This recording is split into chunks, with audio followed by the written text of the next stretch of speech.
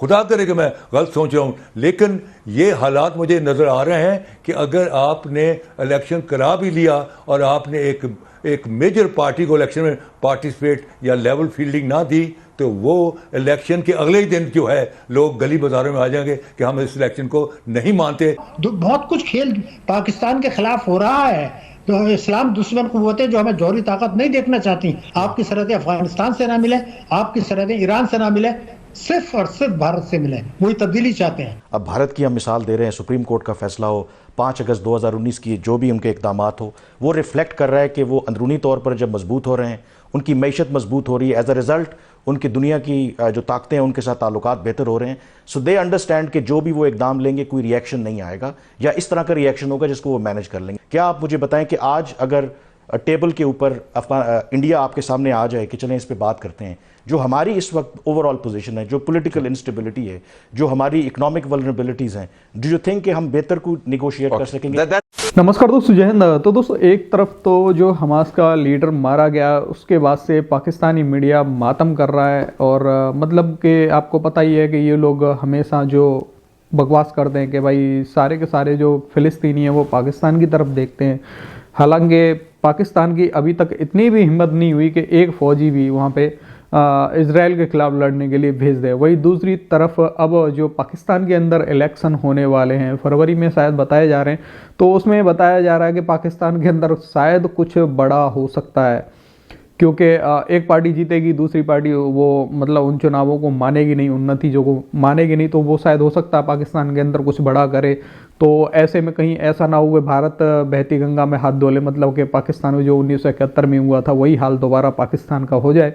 तो इसलिए पाकिस्तानी मीडिया में अब आजकल बात होना स्टार्ट हो चुकी है कि भाई भारत के साथ में जो संबंध है वो नॉर्मलाइज कर लो, ताकि भारत से संबंध हमारे अच्छे हो जाएं। तो भारत ऐसा कुछ ना करे।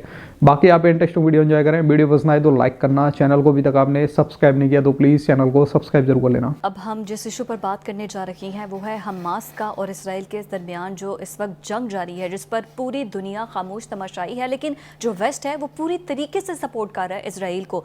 और अभी हालिया जो जारहत हुई है उसके नतीजे में हमास के जो नायब सरबरा है सालेह अल अरवरी की इसराइली हमले में शहादत हुई है। इसके अलावा कस्साम ब्रिगेड के कमांडर सुमैर फाइंदी, अबू आमिर और अजामुल अकरा अबू अमारा भी अफसोसनाक वाक़े में शहीद हो चुके हैं। मैं बुखारी साहब चाहूँगी कि हमारे जो मजलूम फ़लस्तीनी हैं, एक तरफ हमास है जो कि फ्रीडम फाइटर्स हैं, दूसरी तरफ मैं तो टेररिस्ट इसराइल कहूँगी जो कि दहशत गर्दाना कार्रवाइयाँ कर रहा है, लेकिन इसमें मजलूम फ़लस्तीनी जिनके पास ना हथियार है ना लड़ने को कुछ है वो शहीद हो रहे हैं। पहली बात तो ये कि दहशत गर्दी जो एक सिंबल है उससे एक अगली स्टेज है जिसको सहूनियत कहते हैं। सहूनियत, हाँ। इसराइल जो कुछ कर रहा है दिस इज सहूनी एजेंडा, जो किराए पर रहने के लिए आए थे, मालिक मकान बन के बैठना चाहते हैं, हाँ। जो कि जब तक एक आखिरी फ़लस्तीनी भी जिंदा है वो ये ख्वाब उनका शर्मिंदा ताबीर नहीं हो सकता। मेरे ख्याल से थोड़ा सा ज़रा सूरत हाल को अगर हम रिकॉल कर लें, जो इसराइल की तरफ से लेबनान के अंदर हमास के लीडर का कत्ल हुआ है, शहादत मैं तो कहूँगा जो शहादत है सर, उससे एक तो फौरी रद्द-ए-अमल ये होने जा रहा है कि जंग का दायरा कार जो है वो वसी होने जा रहा है, और ये लेबनान को जंग में घसीटने की इसराइली साजिश है। एक बात। दूसरी बात ये है कि वो इतने बड़े लीडर थे कि उसके इंतकाम की आवाज़ जो है हर तरफ से सुनाई दे रही है। जी जी जी। हमास के जो इस्माइल हानिया हैं उन्होंने तो कह दिया है कि हम बदला लेंगे। इसी तरह से हिजबुल्लाह के जो हसन नसरुल्लाह है उन्होंने भी कह दिया कि जनाब हम भी इसका बदला लेंगे। ईरान ने भी कह दिया है कि ये कीमत चुकाना पड़ेगी इसकी, और मेरे ख्याल से ये बिल्कुल दुरुस्त है इस हवाले से। देखना ये है कि ईरान किस हद तक इस पूरी सूरत हाल से लाताल्लुक रह सकता है। हाँ। नवाज शरीफ साहब ने तो अपनी स्पीच में लाहौर में 2023 में रीजनलिज्म की बात की कि हम रीजनल कनेक्टिविटी की बात करेंगे। पिछले साल में आर्मी चीफ जब अमेरिका के अंदर गए तो उन्होंने बताया कि पाकिस्तान जो है वो एक हब ऑफ ट्रेड बनना चाहता है। तो हमारी जोग्राफियाई अहमियत तो इस किस्म की है। तो जब आप एक इलाकाई सोच लेके चलते हैं खारजा पॉलिसी में, तो इम्कानात वो हैं जिनको ये खदशात के तौर पे बयान करें। Your take 2024। आई थिंक किसी मुल्क की भी फॉरेन पॉलिसी ये तो तय है ना कि उसकी जो डोमेस्टिक पॉलिसी है उसकी रिफ्लेक्शन होती है। अब भारत की हम मिसाल दे रहे हैं, सुप्रीम कोर्ट का फैसला हो, 5 अगस्त 2019 की जो भी उनके इक़दामात हो, वो रिफ्लेक्ट कर रहा है कि वो अंदरूनी तौर पर जब मजबूत हो रहे हैं, उनकी मैशत मजबूत हो रही है, एज अ रिज़ल्ट उनकी दुनिया की जो ताकतें हैं उनके साथ ताल्लुकात बेहतर हो रहे हैं।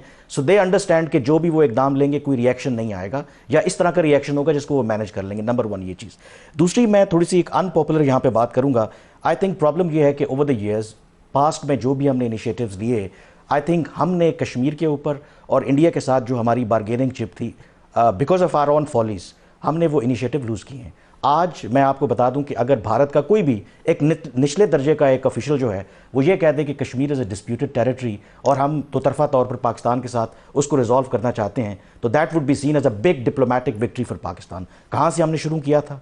एक मौका था कि जब वाजपेयी साहब आए थे, उसके बाद 2003 से लेकर 2007 तक भी प्रोसेस चला, फिर हमारी अपनी गलतियों की वजह से चीज़ें कहाँ तक पहुँच गई। इंडिया इकनॉमिकली और जो उसका क्लाउड है, जो ओवरऑल जियो स्ट्रेटिजिक जो हालात हैं, अमेरिका का जो टिल्ट है टुवर्ड्स बिकॉज ऑफ चाइना, 2024 में हमने ऐसे मौके अगर कोई है तो उसको खोना नहीं है। 2024 में मुझे लगता है कि देखें, एट टाइम्स जब आप मुश्किल सूरत हाल में होते हैं, ये अनपॉपुलर बात है, पब्लिकली लोग उसको पसंद ना करें, एक स्ट्रेटेजिक रिट्रीट भी होती है। क्या आप मुझे बताएं कि आज अगर टेबल के ऊपर इंडिया आपके सामने आ जाए कि चलें इस पे बात करते हैं, जो हमारी इस वक्त ओवरऑल पोजीशन है, जो पॉलिटिकल इंस्टेबिलिटी है, जो हमारी इकोनॉमिक वल्नरेबिलिटीज हैं, डू यू थिंक कि हम बेहतर को नेगोशिएट कर सकेंगे? I believe we have to go for a strategic retreat. हमें यूनिडायमेंशनल नॉर्मलाइज करना चाहिए रिलेशनशिप को, यूनिडायमेंशनल नहीं करना चाह रहे। आज हम आए सुप्रीम कोर्ट हो, SIFC हो, कौम हो, समझ लें अब पाकिस्तान और IMF साथ साथ नहीं चल सकते, एक का इंतखाब कर लें। दुनिया बदल चुकी है और न्यू ग्रेडियम चल रहा है।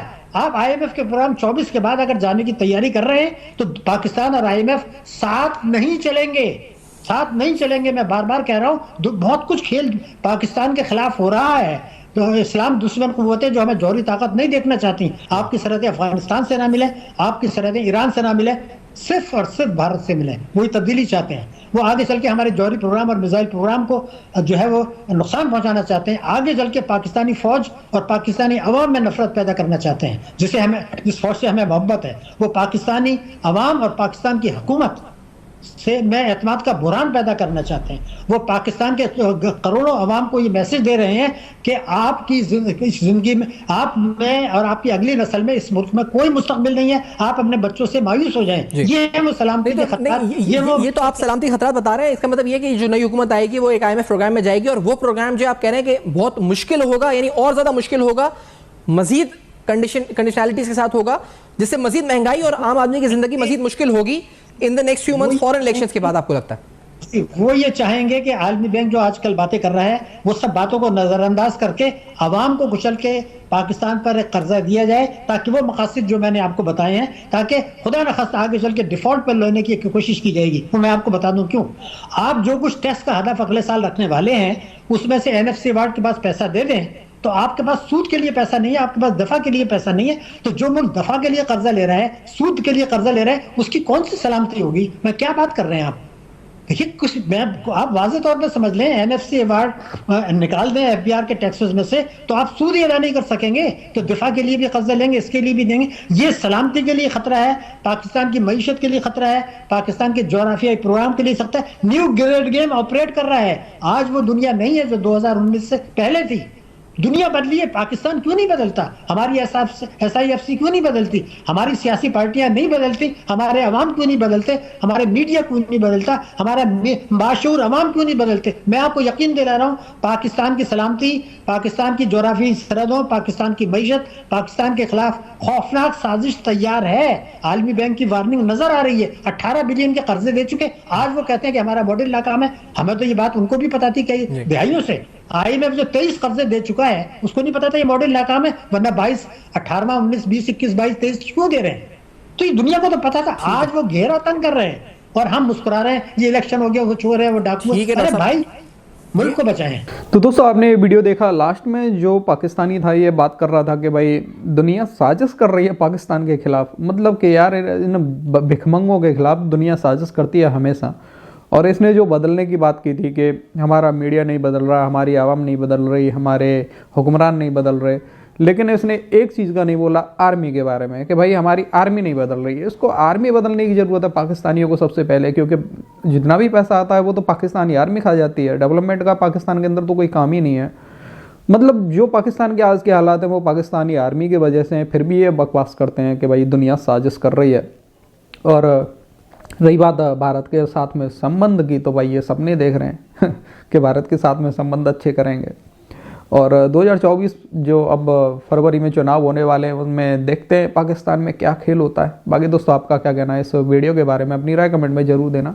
वीडियो पसंद आई है तो लाइक कर देना। फिर मिलते किसी नेक्स्ट वीडियो में, तब तक के लिए जय हिंद जय भारत।